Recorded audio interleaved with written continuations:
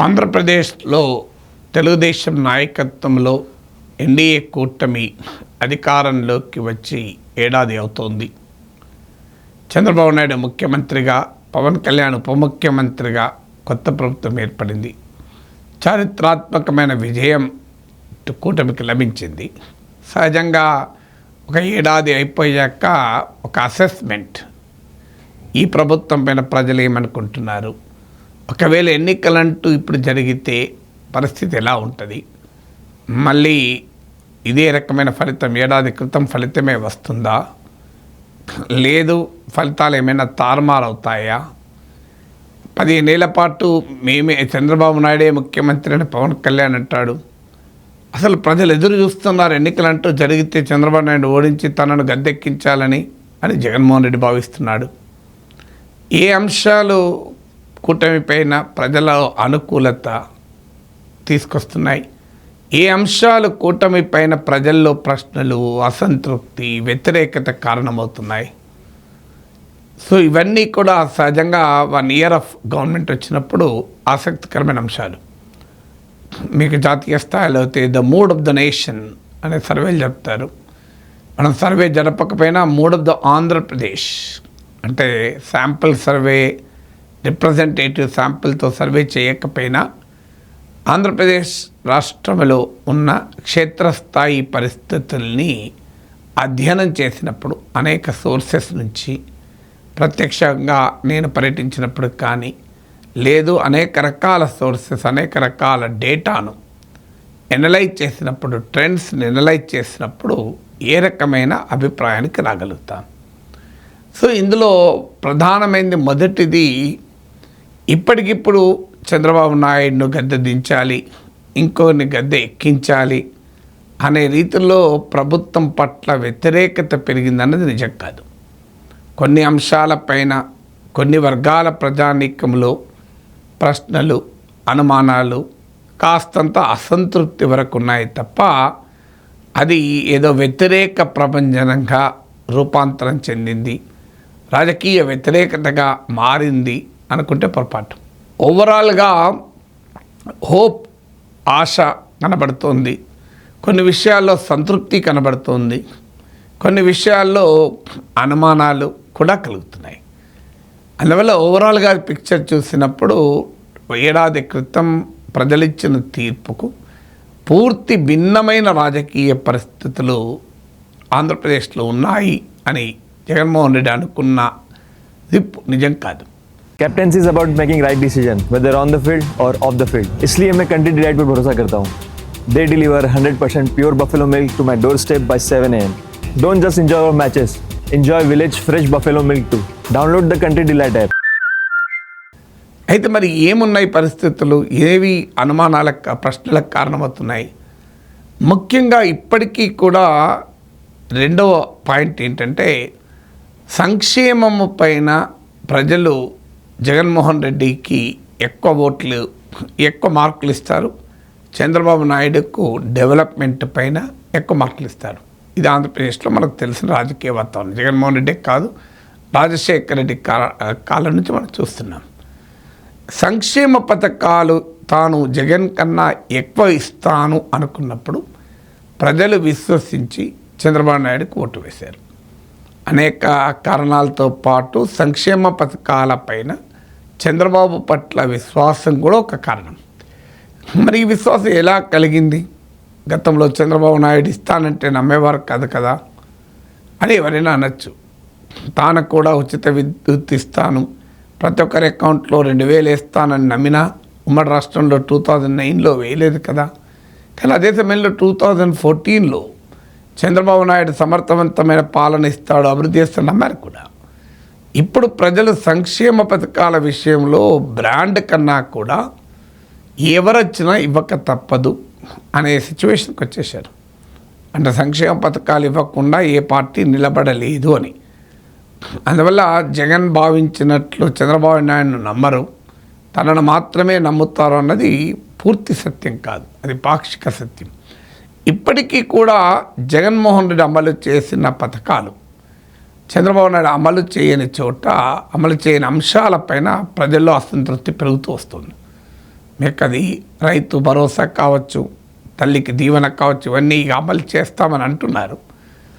అందువల్ల జగన్మోహన్ రెడ్డి అమలు చేసి చంద్రబాబు నాయుడు అమలు చెయ్యని పథకాలపైన కూటమి ప్రభుత్వం పైన స్పష్టమైన అసంతృప్తి కలుగుతోంది. అందులో ఈవెన్ తెలుగుదేశంకు అనుకూల సామాజిక వర్గాల్లో కూడా కొంత ఈ ప్రశ్నలు అయితే మొదలయ్యాయి.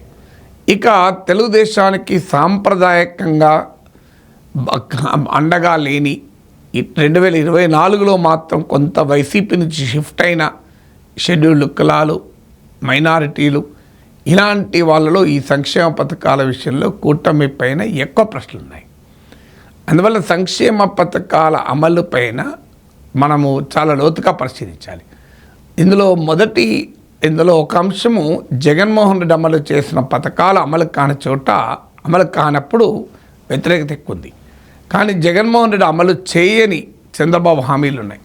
ఉదాహరణకు ఉచిత బస్సు మహిళలకు, అలాగే నిరుద్యోగ భృతి, ఇలాంటి అంశాలపైన అంత వ్యతిరేకత ఇంకా రావడం లేదు, అంత అసంతృప్తి కూడా రావడం లేదు.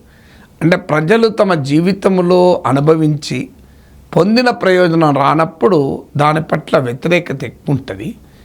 తమకు హామీ ఇచ్చినప్పుడు, ఆశించినప్పుడు దాని కొరకు కాస్తంత ఎదురు చూసే అవకాశం కూడా ఉంటుంది. సో అందువల్ల మీకు సంక్షేమ పథకాల విషయంలో ఇప్పటికీ కూడా ఎదురు చూసే ధోరణే కనబడుతుంది. ఇస్తాడు చంద్రబాబు, కొద్దిగా లేటుగా అయినా అనే భావన ఉంది. మరీ ముఖ్యంగా జగన్మోహన్ రెడ్డి ప్రభుత్వం అమలు చేయని హామీలపైన కాస్తంత వేచి చూడటానికి ప్రజలు సిద్ధంగా ఉన్నారు. కానీ ఆల్రెడీ అమలైనటువంటి పెన్షన్లు ఇలాంటి విషయంలో మాత్రం గ్యాస్ సిలిండర్ల విషయంలో, పెన్షన్ల విషయంలో సంతృప్త స్థాయి అధికంగా ఉంది. చేస్తున్నాడు కదా అని. గ్యాస్ సిలిండర్ల విషయంలో కాస్త ఇంప్లిమెంటేషన్ ఛాలెంజెస్, అమలు చేయడంలో కొన్ని ఇబ్బందులు, సాధక బాధకాలు ప్రజలు భావిస్తున్నా పింఛన్ల విషయంలో మాత్రం పూర్తి స్థాయిలో ఉన్నారు. ఇక మధ్యతరగతి ప్రజలు, పట్టణ ప్రజలు, వీరైతే సంక్షేమ పథకాలు అమలు కాకపోవడం వల్ల ఆనందాన్ని వ్యక్తం చేస్తున్నారు. ఎందుకంటే వాళ్ళు సంక్షేమ పథకాల లబ్ధిదారులకు కాదు. ఈ సెక్షన్లు క్లియర్గా 2024లో కూడా కట్టకట్టుకొని ఓటేశారు కూటమికి. ఈవెన్ రైతాంగంలో కూడా రైతు భరోసా రాలేదు అని అడుగుతున్న వారు కూడా ఇప్పుడు కనీసం మాకు పనులకు మనుషులు వస్తున్నారు, అంతకుముందు ప్రభుత్వం అన్నిటికీ ఉచితమనే వరకు పనులకు మనుషులు రాలేదు అని గ్రామీణ ప్రాంతాల్లో కాస్త పెద్ద రైతులు, అలాగే మీకు పట్టణ ప్రాంతాల్లో ఉండేటువంటి మధ్యతరగతిలో బాగుంది.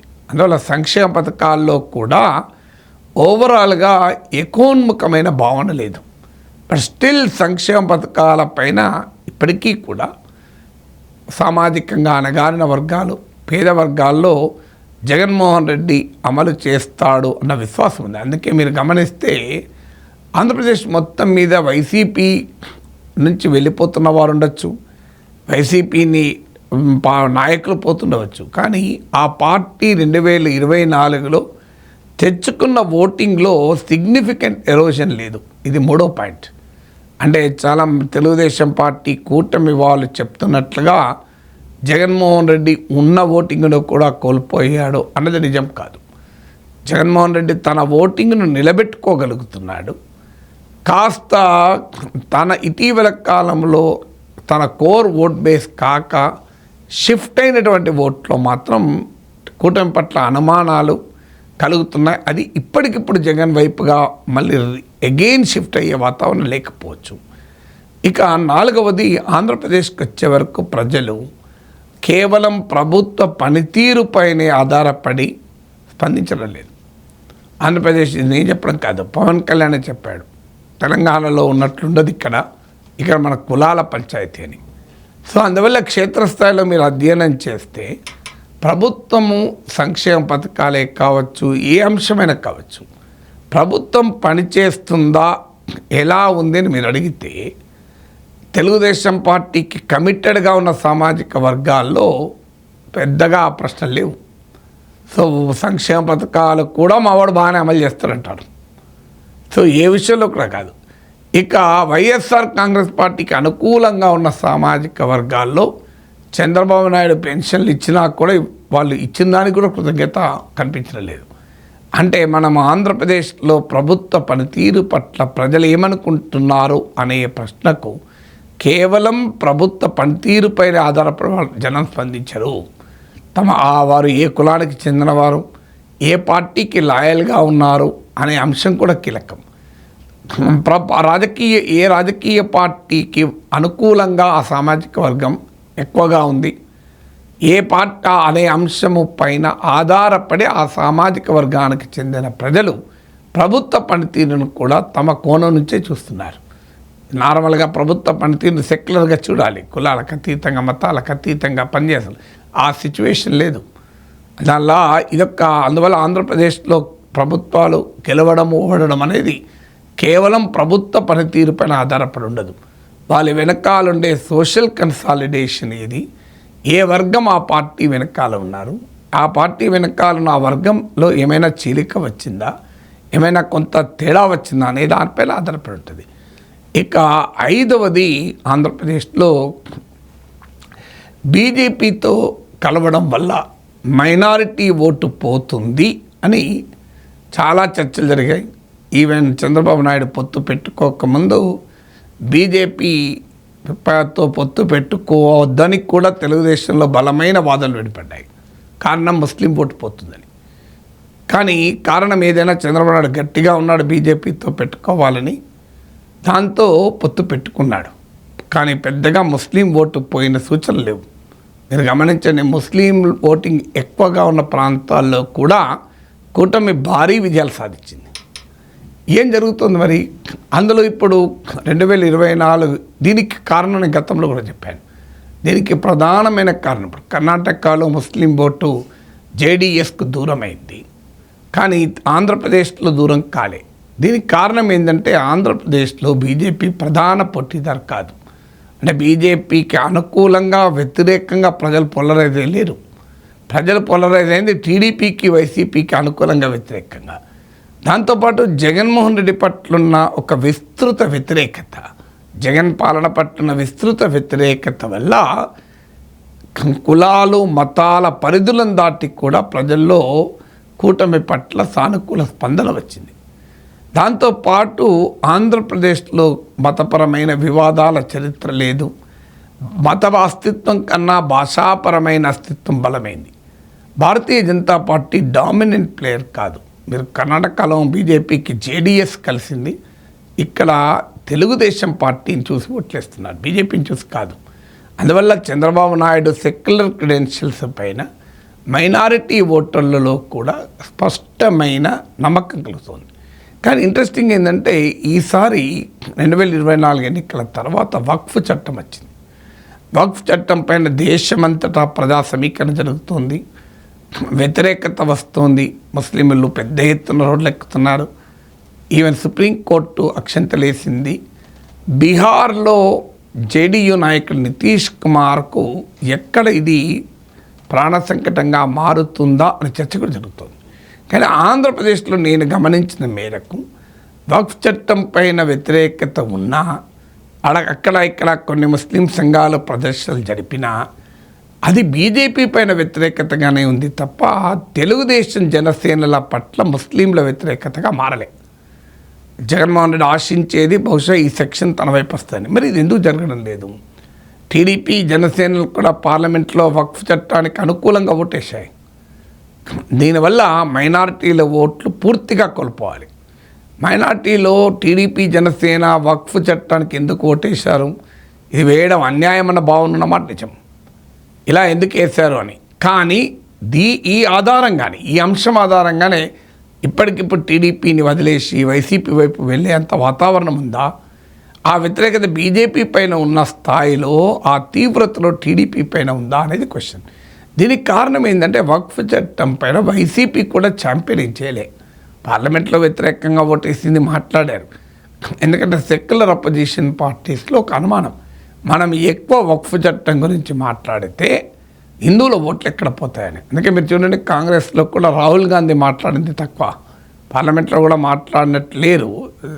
సబ్జెక్ట్ వెరిఫికేషన్ పెద్ద ఎత్తున రాహుల్ గాంధీ, ప్రియాంక గాంధీ మాట్లాడతలేరు. మీరు అందువల్ల ఇది వక్ఫ్ చట్టం పైన టీడీపీ జనసేన వైఖరి పట్ల ముస్లింల్లో అసంతృప్తి ఉన్నా అది జగన్మోహన్ రెడ్డికి అనుకూల అంశంగా భారీగా షిఫ్ట్ కలగడం లేదు. దానికి కారణం బీజేపీ పట్ల వైసీపీ అనుసరిస్తున్న మెతక వైఖరి ఇందుకు ప్రధానమైన కారణం. ఇక 6వది కూటమి టీడీపీ జనసేన మధ్య సంబంధాలు. తెలుగుదేశం పార్టీ జనసేన మధ్య సంబంధాలపైన నేను ఎన్నికలకు ముందు కూడా విశ్లేషించాను. ఓట్ ట్రాన్స్ఫర్ పూర్తి స్థాయిలో జరుగుతుంది అని వాదించిన వాళ్ళు నేను కొంతమంది అనుమానాలు వ్యక్తం చేశారు. ఎందుకంటే ఇది అన్నేచురల్ సోషల్ కోలిషన్, అసహజమైన సామాజిక సమీకరణ. ఆంధ్రప్రదేశ్ సోషియో పొలిటికల్ హిస్టరీ తెలిస్తే తెలుగుదేశం వెనకాల ఉన్న ప్రధాన సామాజిక వర్గం, జనసేనకు అండగా ఉన్న ప్రధాన సామాజిక వర్గం, ఈ 2 సామాజిక వర్గాల మధ్య ఇప్పటిది కాదు, ఈ వైరం చాలా కాలంది.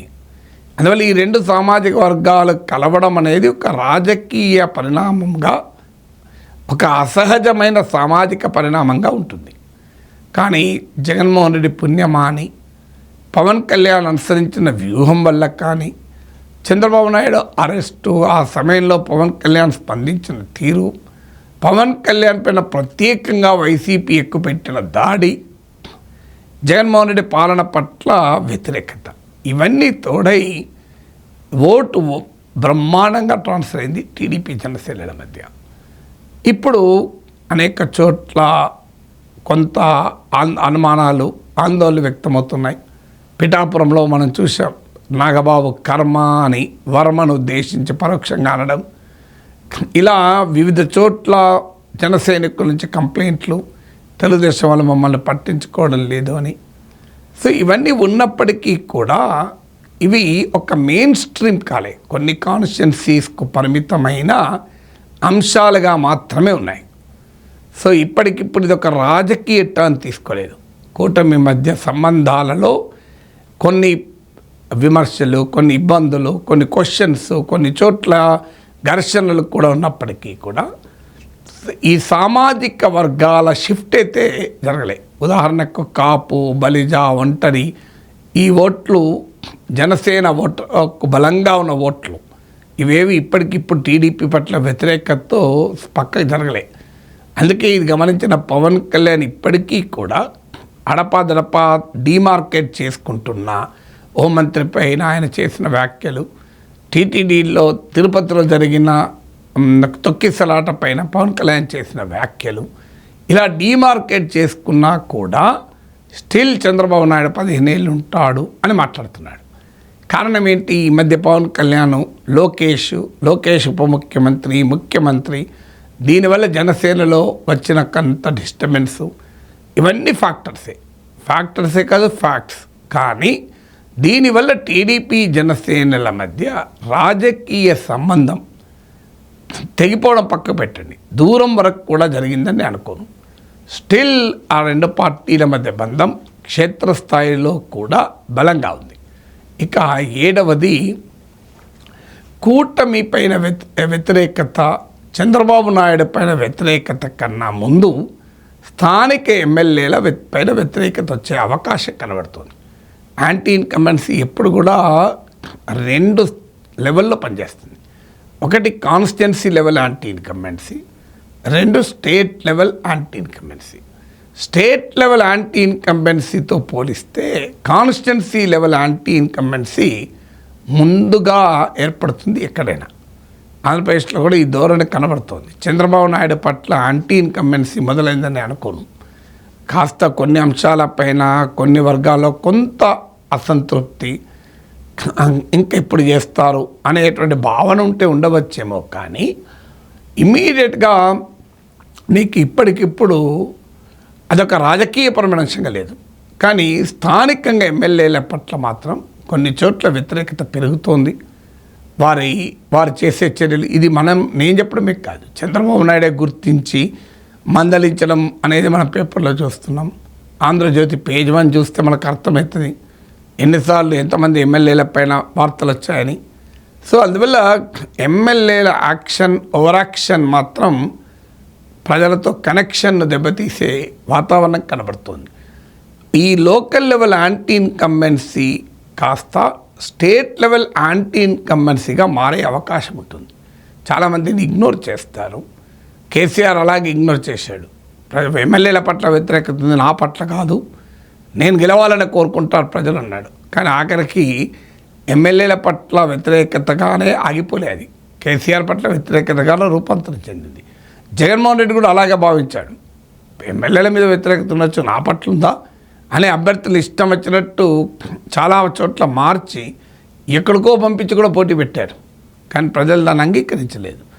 ఇక్కడ కూడా మీరు గమనిస్తే ఎమ్మెల్యేల పట్ల వ్యతిరేకతగా మొదలై తర్వాత జగన్మోహన్ రెడ్డి పైన వ్యతిరేకతగా మారింది. చంద్రబాబు నాయుడు జాగ్రత్త పడకపోతే ఆంధ్రప్రదేశ్లో కూడా ఇది జరిగే ప్రమాదం అయితే ఖచ్చితంగా ఉంది. ఎమ్మెల్యేల పట్ల వ్యతిరేకత క్లియర్గా మొదలైంది. ఇక 8వది, ఒక్కొక్క అంశం వారిగా చూసుకున్నప్పుడు ముఖ్యంగా ఇసుక, భూమి, మద్యము, ఇది కదా ప్రధానమైన అంశాలు. జగన్మోహన్ రెడ్డి ఎమ్మెల్యేల పట్ల వ్యతిరేకత కూడా ఇదే కారణం. తెలుగుదేశం పార్టీ ఎమ్మెల్యేల పట్ల కూడా చాలా చోట్ల ఈ ఆరోపణలు వస్తున్నాయి. కానీ సమస్య ఎక్కడ వస్తుంది అంటే, తెలుగుదేశం పార్టీ ఎమ్మెల్యేల పైన భూములు, మద్యము ఇలాంటి విమర్శలు ఎక్కడైనా ఉన్నా అది జగన్ను ప్రత్యామ్నాయంగా, వైసీపీని ప్రత్యామ్నాయంగా భావించే స్థాయిలో లేదు. ఎందుకంటే 2014 నుంచి ఇప్పటి వరకు ప్రజల అనుభవం ఏంటంటే, ఎవరు అధికారంలో ఉంటే వారు ఇసుకాసురులుగా మారారు. ఎందులో తరతమ తేడాలు ఉండొచ్చు, లేదని నేను అంటలేను. ఇప్పుడు ఇంకొక ప్రత్యేకత ఏంటంటే, ఇసుక సామాన్యుడికి దొరకకుండా ఇసుక మాఫియా పనిచేసింది అనుకోండి, దాని రియాక్షన్ ఎక్కువ ఉంటుంది. సామాన్యుడికి దొరుకుతూ ఇసుక మాఫియా పనిచేసింది అనుకోండి, దాని రియాక్షన్ తక్కువ ఉంటుంది. నాకున్న సమాచారం ఆంధ్రప్రదేశ్లో ఇప్పుడు సామాన్యుడికి ఇసుక దొరుకుతోంది, కానీ అదే సమయంలో ఇసుక అక్రమ రవాణా కూడా జరుగుతుంది. ఇది వెంటనే ప్రజల్లో వ్యతిరేకత, తనకు దొరుకుతుంది కదా, సో తను దొరకనప్పుడు కూడా సమస్య అని, ఇదొక కారణం. అందులో వైసీపీ నాయకులు ఇందుకు భిన్నమైన వారు. వీళ్ళు అసలు ఇసుక అంటే ఏమిటో తెలియదు, మట్టి అంటే తెలియదు, వీళ్ళకి భూమి అంటే అసలు తెలియదు అనుకుంటలేరు కదా ప్రజలు. రాజకీయాల్లో ఉన్న వాళ్ళందరూ అందరూ దీని చుట్టే తిరుగుతున్నారు. భూమి గుండ్రంగా ఉన్నది అన్నట్టు, భూమి సూర్యుని చుట్టూ భూమి తిరుగుతుంది అన్నట్లు, ఉపగ్రహాలు తిరుగుతున్నట్టు రాజకీయాలే వీటి చుట్టూ తిరుగుతున్నాయి కదా. మద్యము, ఇసుక, భూమి వీటి చుట్టే కదా. సో అందువల్ల ఆ అంశం పైన స్థానిక యాంటీ ఇన్కంబెన్సీకి ఇదొక కారణం అవుతుంది. కానీ ఇప్పటికిప్పుడు రాష్ట్ర రాజకీయ వాతావరణాన్ని మార్చేటువంటి పరిస్థితిలో ఉందా అనేది ఒక క్వశ్చన్.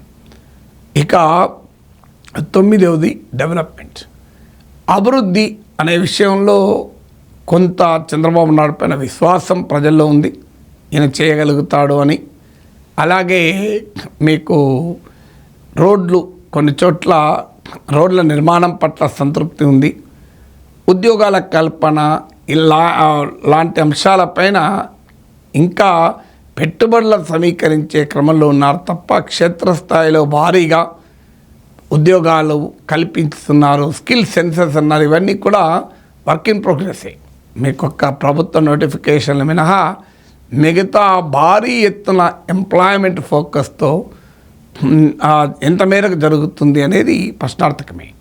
సో అందువల్ల ఇదొక క్వశ్చన్గా ఇప్పటికిప్పుడు లేకపోయినా ఫ్యూచర్లో వచ్చేటువంటి అవకాశం ఉంది.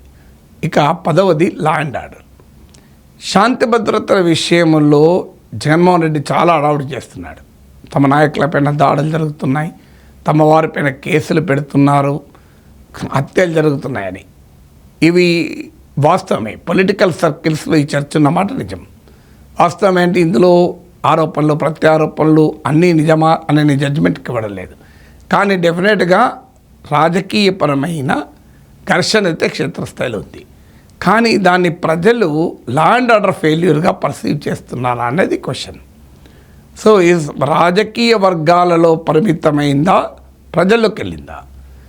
రాజకీయ వర్గాలకు మాత్రం వల్లభనేని వంశీ అరెస్టు, జోగి రమేష్ అరెస్టులు, పోసాని కృష్ణమురళి అరెస్టు, రాజ్ కసిరెడ్డి అరెస్టు, ఇలా రోజు మనం ఏదో ఒక అరెస్ట్ చూస్తున్నాం, మాధవ్ అరెస్టు, ఇలా రోజు లిస్ట్ చదువుతూనే ఉన్నాం. కానీ ఇది జనంలోకి వెళ్ళి మా ప్రజలపైన నిర్బంధంగా వాళ్ళు భావిస్తున్నారా అనేదే క్వశ్చన్. ఈవెన్ జగన్మోహన్ రెడ్డి పాలన సమయంలో కూడా మొదట్లో తెలుగుదేశం జనసేన పొలిటికల్ అటాక్స్గానే ఉండే. కాలక్రమేణా దాన్ని ప్రజలు కూడా భావించడం ఫీల్ కావడం మొదలుపెట్టారు. సో ఇప్పటికొస్తే ప్రజలు భావించే స్థాయిలో గట్టిగా ఉందా అనేది అనుమానాస్పదమే. కానీ డెఫినెట్గా రాజకీయ వర్గాలు ఈ చర్చ ఉంది. కానీ వైసీపీ ఆశిస్తున్నట్లుగా ప్రజలు రాజకీయ కక్ష సాధిస్తుంది కూటమి ప్రభుత్వం, ఈ కూటమి ప్రభుత్వం లా అండ్ ఆర్డర్ మొత్తం ఫెయిల్ అయిపోయింది అనే స్థాయిలో ప్రజల్లో ఇంకా ఒపీనియన్ ఫార్మేషన్ జరిగినట్లేదు. ఈ 10 రకాలైనటువంటి రిఫ్లెక్షన్స్ క్షేత్రస్థాయిలో మనం పరిశీలిస్తే ఆంధ్రప్రదేశ్ రాజకీయాల్లో కలుగుతుంది. ఎందుకంటే ఇది 1 year ఆఫ్ అడ్మినిస్ట్రేషన్ మాత్రమే.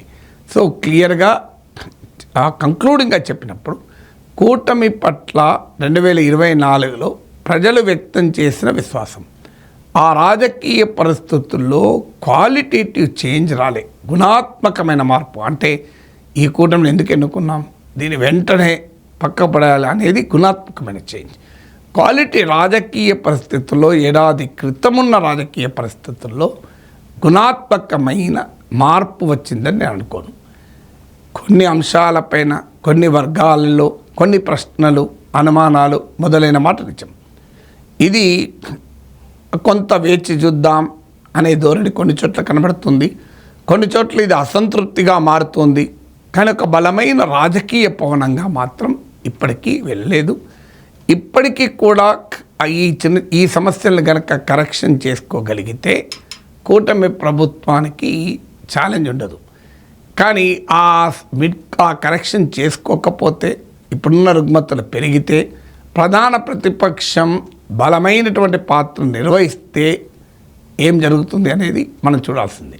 కానీ ఇవన్నీ ఇఫ్స్ అండ్ బట్స్ మాత్రమే. ఎందుకంటే రాజకీయాల్లో ఎప్పటికీ మిడ్ కోర్స్ కరెక్షన్కి అవకాశం ఉంటుంది. So people are ready to wait. Chandrababu నాయుడును విషయంలో, కూటమి విషయంలో ఇంకా చూద్దాం అనే ధోరణే మనకు కనబడుతుంది.